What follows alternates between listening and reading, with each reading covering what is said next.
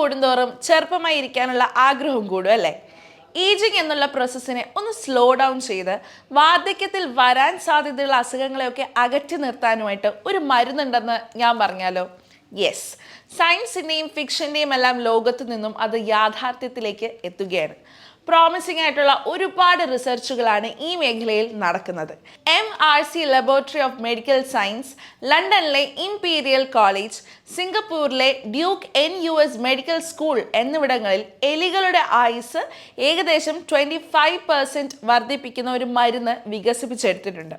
ഈ മരുന്നിന് anti ageing പ്രഭാവം ഉണ്ടോ എന്നറിയാൻ ഇപ്പോൾ അത് മനുഷ്യരിൽ പരീക്ഷിച്ചു വരികയാണ്.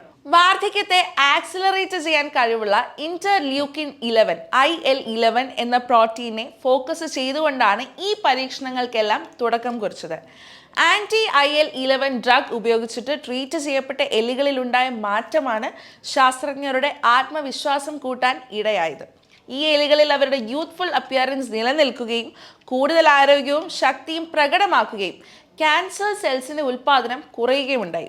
25 ആഴ്ചത്തെ തെറാപ്പി കൊണ്ട് എലികളിൽ കൊളസ്ട്രോളിന്റെ അളവ് കുറയുകയും ബെറ്റർ വിഷൻ ഉണ്ടാവുകയും മസിൽ സ്ട്രെങ്ത്, മെറ്റബോളിസം എന്നിവ കൂടുകയും മുടികൾ നരയ്ക്കാത്തതായും കാണപ്പെട്ടു. ഇത്തരത്തിൽ മനുഷ്യനെ ഉപയോഗിച്ചുള്ള ക്ലിനിക്കൽ ടെസ്റ്റുകൾ നടക്കുകയാണ്.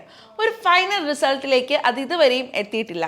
ടൈപ്പ് 2 പ്രമേഹ ചികിത്സയ്ക്കുള്ള മരുന്നായ മെറ്റമോർഫിൻ, ട്രാൻസ്പ്ലാന്റിന് ശേഷം സംഭവിക്കാവുന്ന ഓർഗൻ റിജക്ഷൻ തടയാനുള്ള റപ്പാമൈസിൻ എന്നിവയിലും ആൻറ്റി ഏജിങ് പ്രോപ്പർട്ടീസ് ഉണ്ടോ എന്നറിയാൻ റിസർച്ച് നടക്കുകയാണ്. ടു ഡേറ്റ് ഒരു കടയിൽ നിന്നും ഫാർമസിയിൽ നിന്നും വാങ്ങാൻ കഴിയുന്ന ആൻറ്റി ഏജിങ് ഡ്രഗ്സ് ലോകത്തില്ല.